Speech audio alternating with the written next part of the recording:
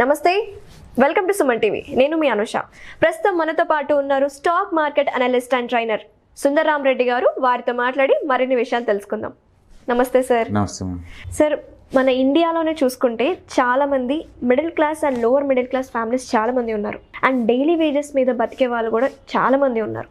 So అయితే ఏంటంటే కొంతమందికి ఆశ ఉంటుంది కదా సార్, కోటీశ్వరులు అవ్వాలి, మేము కూడా కరోడ్పతి అయ్యి మేము కూడా ఒక పొజిషన్లో ఉండాలి అని. సో ప్రాక్టికల్గా ఇలాంటి ఆశలు నెరవేర్చుకోవచ్చు అంటారా సార్? డెఫినెట్గా అండి, ఖచ్చితంగా అయ్యే ప్రాబిలిటీ ఉంది. ఎందుకంటే ఈ మోడర్న్ ఎకానమీలో ఈ 5G టెక్నాలజీ అందుబాటులో ఉన్న ఈ రోజుల్లో, ఒకప్పుడు స్మార్ట్ ఫోన్స్ అంటే అదేదో లగ్జరీ థింగ్స్ అనుకునే రోజుల్లో దాంతో పోల్చుకుంటే ఇప్పుడు అది నార్మల్ యూసేజ్ ఉన్న ఈ టైంలో ఎనీబడి కెన్ బి కరోడ్పతి అండి. కాకపోతే దానికి ఒక డిటర్మినేషన్, ఒక అంబిషియస్ ఆ టైప్ లైఫ్ స్టైల్ నుండి ఎవరైనా అవ్వచ్చు. అండ్ ఎవరైనా సరే ఒక మంత్లీ 1000 రూపీస్ కనుక సేవ్ చేసే కెపాసిటీ కనుక ఉంటే, ఇవాళ రేపట్లో స్మార్ట్ ఫోన్ కనుక ఉంటే, వాళ్ళు కనుక ఏదైనా మ్యూచువల్ ఫండ్ కనుక అమౌంట్ కనుక ఇన్వెస్ట్ చేస్తే మంత్లీ 1000 రూపీస్ వాళ్ళు మంత్లీ 1000 ఇన్వెస్ట్ చేశారనుకోండి, ఒక 30 years కనుక కంటిన్యూ చేయగలిగితే, ఓకే 20% రేట్ ఆఫ్ రిటర్న్ వేసుకుంటే 2 కోట్ల దాకా వస్తాయి. 25% కైండ్ ఆఫ్ రిటర్న్ చేసుకుంటే ఆల్మోస్ట్ 8 crores వస్తాయి. ఓకే, చాలామంది ఏంటంటే చెప్పడానికి లెక్కలు ఇలానే ఉంటాయి, ఇది అయ్యే పని కాదు అది అంటుంటారండి. 2 రకాల పర్సన్స్ ఉంటారు ఇక్కడ. ఒకటి జస్ట్ ఫోకస్ చేసేవాళ్ళు, అంటే వాళ్ళు ఏంటంటే అంబిషియస్గా ఉంటారు, అనుకున్న దాని మీద నిలబడతారు, నిరంతరం ఆ భవిష్యత్తు కోసం తహతహలాడుతుంటారు. అది ఒక బ్యాచ్. 2 బ్యాచ్ ఏంటంటే లేని పని కబుర్లు చెప్పుకుంటూ ఉంటారు, అంటే అవన్నీ కబుర్లు చెప్పుకుంటూ ఉంటారు, 100 మాట్లాడుతారు, యాక్టివిటీలు 0 ఉంటుంది. అది 2 బ్యాచ్ అనమాట. ఎవరైతే నిజంగా మంత్లీ 1000 రూపాయలు సంపాదించి కమిట్మెంట్ ఇచ్చేసి నెక్స్ట్ 30 years కనుక ఇవ్వగలిగితే కనుక, ఇప్పుడు ఇండియాలో ఉన్న ఎకానమిక్ కండిషన్స్కి anybody can be crorepati. Okay, అందులో ఆగటానికి లేకుండా అడ్డుకోవడానికి ఏం లేదు. ఎందుకంటే ఇండియాలో 50 మ్యూచువల్ ఫండ్ కంపెనీస్ ఉన్నాయి, ఏఎంసీ కంపెనీస్. వాళ్ళు దగ్గర 10,000 రకాల స్కీమ్స్ రన్ చేస్తున్నారు, 10,000 టైప్స్ చేస్తున్నారు. ఆ 10,000 దాంట్లో పర్టికులర్గా స్మాల్ క్యాప్, మిడ్ క్యాప్ కేటగిరీలు అయితే దగ్గర 1,000 డిఫరెంట్ టైప్ ఆఫ్ స్కీమ్స్ ఉంటాయి. ఓకే, మీరు ఏ ఎక్స్పర్ట్ని అడిగినా ఒక మంచి మ్యూచువల్ ఫండ్స్లో కనుక మీరు ఇన్వెస్ట్ చేస్తే, ఓకే, మీరు చేయాల్సింది ఏం లేదు, ఎవ్రీ మంత్ కట్టింగ్ 1000 పెట్టుకుంటే చాలు. అంటే కొంతమంది భయపడుతూ ఉంటారు సార్, రిస్క్ ఇది మ్యూచువల్ ఫండ్స్ అంటే. నేను అనేది అదే, నాలెడ్జ్ పెంచుకోలేకపోవటం రిస్క్. అవును, నాలెడ్జ్ పెంచుకోలేకపోవటం రిస్క్. అవును, ఆ type mentality not only poor people, rich పీపుల్లో కూడా ఉంటారు. గోల్డ్ బాండ్స్ ఉన్నాయి అనుకోండి, ఈ అమితాబ్ బచ్చన్ లేకపోతే టాటా చైర్మన్ వీళ్ళు పెడతారని మీరు అనుకుంటున్నారా? అలాంటి వీళ్ళు దీంట్లో పెడతారనుకుంటున్నావా? లేదా ఫిక్స్డ్ డిపాజిట్ అనుకోండి, ముఖేష్ అంబానీ లేదా అదాన్ని వాళ్ళు పెడతారనుకుంటున్నారు, దాన్ని రిచ్ వాళ్ళు ఎవరు పెట్టరండి. రిచ్ వాళ్ళు ఎప్పుడు కూడా తక్కువ రేటుకి వచ్చే వాటిని వడ్డీకి తీసుకొని ఎక్కువ రేట్ పెట్టని జనరేట్ చేస్తూ ఉంటారు. అంటే రిస్క్ తీసుకోవటం వాళ్ళ ప్రొఫైల్లోనే ఉంది, అందుకే వాళ్ళు ఎంటర్ప్రినర్ అయ్యారు. ఓకే, సేఫ్టీ కంటే వెళ్ళిపోయి ఏం రాదండి. బ్యాంకులో పెడితే ఏమొచ్చింది, 6 to 7% వస్తుంది. మీరు మాట్లాడే సేఫ్టీ గురించి అంతే కదా. నువ్వు సేఫ్టీకి థింక్ చేస్తే ఎప్పటికి నువ్వు కరోడ్పతి అవ్వలేవు, మీరు అవ్వలేరు. నెలకు 2,000 రూపాయలు సంపాదించుకుని ఎప్పుడు రిచ్ అవ్వలేవు. ఆ థాట్ కూడా నీకు వద్దు. అది మీరు నిజంగా రిచ్ అవ్వాలంటే 1000 రూపాయలు మిగిలించాలి అంతే.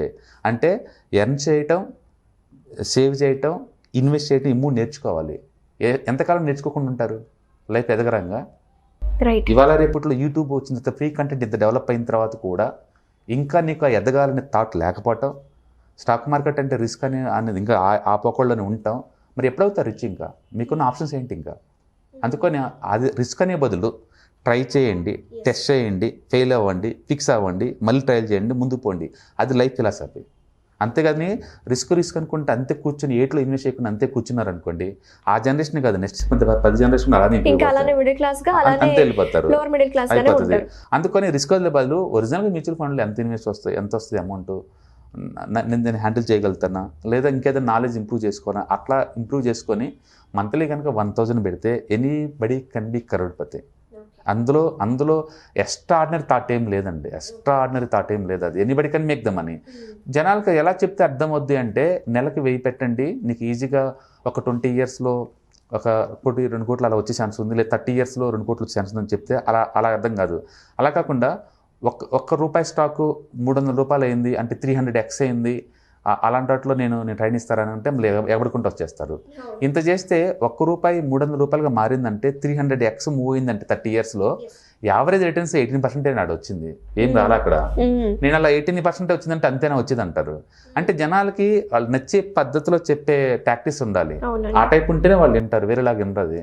బట్ బిలో మీ నీకు 20% ప్రయాణం, 20 నుంచి 25% ప్రయాణం వచ్చే అసెట్లో మీరు పెడితే నెలకు 1000 రూపాయలు. ఏ అసెట్ అయినా సరే మీ ఇష్టం, అది మ్యూచువల్ ఫండ్స్ కావచ్చు, ఈటీఎఫ్స్ కావచ్చు, ఇంకేదన్నా. వాళ్ళకి అవైలబిలిటీ ఏమి ఉండవు మిగతా రేట్ చెప్పాలంటే మిగతా వాళ్ళు. ఎందుకంటే 1000 రూపీస్ తోటి ఎక్కడ పెట్టలేరు వాళ్ళు. 1000 రూపీస్ తోటి బెస్ట్ మార్కెట్, బెస్ట్ ఏంటంటే మ్యూచువల్ ఫండే బెస్ట్ వాళ్ళకి. సో పెట్టేసుకొని ఎవ్రీ మంత్ బ్యాంకు నుంచి వచ్చేలా చేసుకున్నారనుకోండి, లాంగ్ టర్మ్లో డెఫినెట్గా కరడుపతులు అవుతారు. ప్రాబ్లం ఎక్కడ వస్తుందంటే too much lazy people, too much lazy and too much టాకెట్ లెస్ అని యాడ్, ఇష్టం ఉండదు. వాటి దగ్గర 100 రీజన్స్ ఉంటాయి ఆ పని ఎందుకు చేయలేదు అంటే. ఒక్క రీజన్ కూడా ఎందుకు ట్రై చేయలేదు అంటే ఒక రీజన్ కూడా ఉండదు వాళ్ళ దగ్గర. ఎందుకు చేయకూడదు మాత్రం 100 రీజన్స్ ఉంటాయి. ఎప్పుడు రీచ్ అవ్వలేదండి ఆ కైండ్ ఆఫ్ మెంటాలిటీ. అంటే ఇక్కడ ఏంటంటే నాలెడ్జ్ లేకపోవటం రిస్క్ కాదు, ఇన్యాక్టివ్గా ఉండటం పెద్ద రిస్క్. ఎదగాలని తపన లేకపోవటం, సేవ్ చేయాలనే ఉద్దేశం లేకపోవటం, దాన్ని మంచి ఇన్వెస్ట్మెంట్ వెహికల్లో పెట్టాలనే థాట్ లేకపోవటం రిస్కీ. అందుకని నాలెడ్జ్ లేకపోవటం రిస్క్ అండి. ఇక్కడ డబ్బులు ఉంటాం కాదు. అందుకే చాలామందికి 1 lakh శాలరీ వస్తుంది, మంత్లీ 1 lakh ఎక్స్పెండిచర్ ఉంటుంది, నెట్ జీరో ఉంటుంది, జీరో ఉంటుంది. దాన్ని మన ఇంటెలిజెన్స్ ఎలా అంటే చెప్పండి, రేపంటూ సేవింగ్ లేనప్పుడు వాళ్ళు ఇంటెలిజెంట్ ఎలా అంటారు? ఈ రోజు మార్కెట్ ఎప్పుడు పర్మనెంట్ కాదండి. ఇవాళ రేపట్లో ఫేస్బుక్ నుంచి జాబ్ బీకేస్తున్నారు. ఐఐటీ చదివి గోల్డ్ మెడల్స్ వచ్చిన వాళ్ళకి ఫేస్బుక్లో జాబ్లు వస్తున్నాయి. వచ్చిన 1 yearకి మెయిల్ వస్తుంది, మీ జాబ్ ఊడింది, రేపు నుంచి రావద్దని. వాళ్ళ ఇంటెలిజెంట్ ఎలా అంటే చెప్పండి. అంటే రెండో ఇన్కమ్ లేని వాళ్ళు ఇంటెలిజెంట్ అనలేవు. ఇంటెలిజెన్స్ అంటే ఏంటంటే రేపంటూ ఒక ఐడియా ఉంటుంది, మల్టిపుల్ ఇన్కమ్ స్ట్రీమ్స్ ఉంటాయి వాళ్ళకి, మన అసెట్స్ని ఎలా మేనేజ్ చేయాలి ఐడియా ఉంటుంది. కాబట్టి మిడిల్ క్లాస్ అయినా, లోవర్ మిడిల్ క్లాస్ అయినా, అప్పర్ మిడిల్ క్లాస్ అయినా ప్రతి ఒక్కళ్ళు కూడా ప్యాసివ్ ఇన్కమ్ జనరేట్ చేయడానికి ప్లాన్ చేసుకోవాలి. దాని రూట్ ఎక్కడ వచ్చిందంటే ఫస్ట్ మనీ సంపాదించండి, ఎంతో కొంత సేవ్ చేయండి, దాన్ని ఇన్వెస్ట్ చేయండి. నువ్వు చెప్పేది లోవర్ మిడిల్ క్లాస్ కాబట్టి వాళ్ళకి పెద్ద మొత్తంలో పోకోవాలంటే చాలా టఫ్.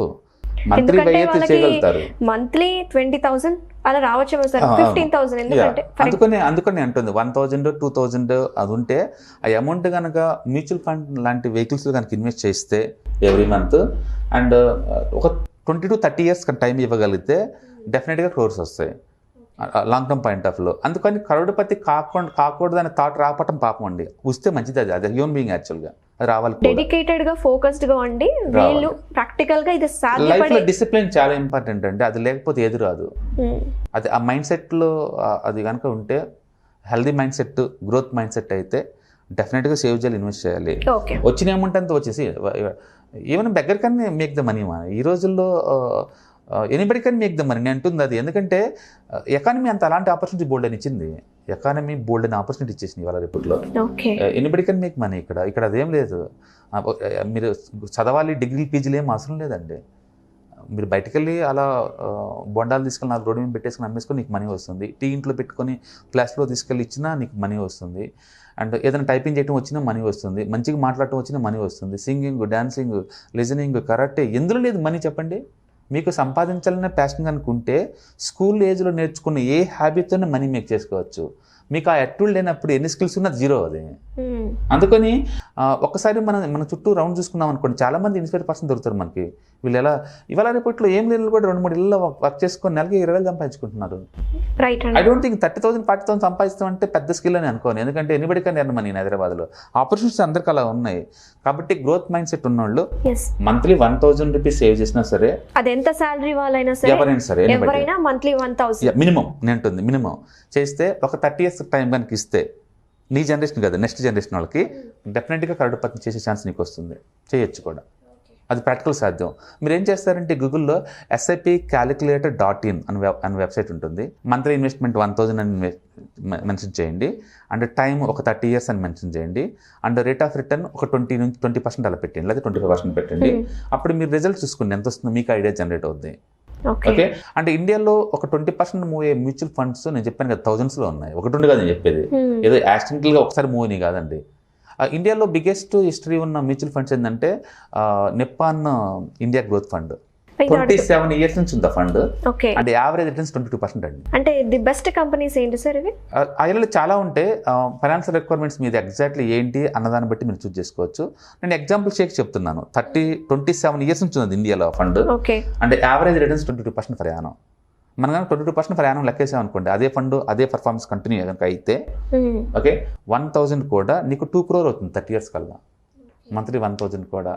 కాబట్టి ఎవరన్నా కరోడ్పతి అవ్వాలని కసి ఆ గోల్ కనుక మీకు ఉంటే అండ్ ఈ మోడర్న్ ఏజ్లో అంటే ఈ లేటెస్ట్ టెక్నాలజీ ఉన్న టైంలో చాలా ఈజీ. ఒకప్పుడు ఏంటంటే చాలా కాంప్లికేటెడ్, ఎవరిని అప్రోచ్ అవ్వాలి, ఎలా ఇన్వెస్ట్ చేయాలి, ఇవన్నీ లేదు. బట్ ఇవాళ ఇప్పుడు స్మార్ట్ ఫోన్ లేకుండా మనిషిని ఒకరు చూపించండి చూద్దాం, ఎవరు లేరండి. అందుకని స్మార్ట్ ఫోన్ ఉందంటే అన్ని మీ చేతిలో ఉన్నట్టే. అంటే గూగుల్ ఉంది, అంటే దాన్ని యూజ్ చేసుకునే విధానంలో యూజ్ చేసుకునే వాళ్ళు కూడా ఉన్నారు. బట్ మన ప్రోగ్రామ్ చూసి చాలా మంది ఇన్స్పైర్ అవుతున్నారండి, ఆలోచిస్తున్నారు అండ్ ఇన్వెస్ట్ చేస్తున్నారు. అండ్ అది అలా స్ప్రెడ్ అయ్యే సొసైటీలో అందరికి ఇప్పుడు ఆలోచనలు వస్తున్నాయి ఇవాళ రేపట్లో. కాబట్టి ఎవరైనా అవ్వచ్చు అని అంటుంది అదే. ఈవెన్ 500 per month కూడా పెట్టుకోవచ్చు. ఇంకా మీరు పెడతలేదు అంటే అది మీ లెజితనం. ఆ లెజితోటి 10 years 20 years 30 years లాస్ట్ బెగర్గా మిగిలిపోతారు ఎవరైనా సరే. అందుకని ఎర్న్ చేయటం, సేవ్ చేయటం, ఇన్వెస్ట్మెంట్ చేయటం అనేది అది కంపల్సరీ. అంటే పర్టికులర్గా ఉండదు, ఎందుకంటే పర్మనెంట్ జాబ్సే ఉండవండి. At the age of 60 you have to retire. ఆ టైం కల్లా నీకు బోల్డ్ అంత మనీ కావాలి లైఫ్ స్టైల్ మెయింటెనెన్స్కి. ఎక్కడి నుంచి వస్తుంది మనీ ఎర్న్ అయిపోయినప్పుడు? అప్పటికల్లా ఈ ఫండ్ ఉందనుకోండి 2 కోట్లు 3 కోట్లు, నీకు ఎవ్రీ మంత్ 2 lakh 3 lakh మళ్ళీ బ్యాక్ తెచ్చుకోవచ్చు అనమాట. అందుకని ప్రతి ఒక్కరికి ఆ థాట్ ప్రాసెస్ ఉండాలి, వాళ్ళు చేయాలి. అట్లా ఖాళీ కూర్చుంటే అట్లా కష్టం అండి. అందుకని నిరంతరం అప్డేట్ అవుతూ ఉండే ఎంతకంత నాలెడ్జ్. అంటే పర్టికులర్గా ఫైనాన్షియల్ లిటరసీ ఉండటం అనేది చాలా ఇంపార్టెంట్ ఎవరికైనా సరే. అందుకని మనీ వైజ్ వాళ్ళు పూరై ఉండొచ్చు, మైండ్ సెట్ వైజ్ కాదు, బిహేవియర్ వైజ్ కాదు. అందుకని గ్రోత్ మైండ్ సెట్ ఉన్న వాళ్ళు ఎవరైనా సరే తక్కువ ఏజ్ ఉన్న వాళ్ళు కూడా లాంగ్ టర్మ్ పాయింట్ ఆఫ్ లో కరోడ్పతి అయ్యే ఛాన్స్ ఉంది. అంటే ప్రాక్టికల్గా అది పాసిబుల్ అది నేను అంటుంది. ఎందుకంటే వాళ్ళకి బల్క్ అమౌంట్ రాదు, వాళ్ళ సేవింగ్ వల్ల అవ్వదు. ఎందుకంటే వచ్చే అమౌంట్ ఎక్స్పెండిచర్ పోతూ ఉంటుంది. అలాంటప్పుడు మంత్లీ కనీసం 1,000 పక్కన పెట్టారనుకోండి, డెఫినెట్గా రీచ్ అవ్వచ్చు. థ్యాంక్ యూ సో మచ్ అండి.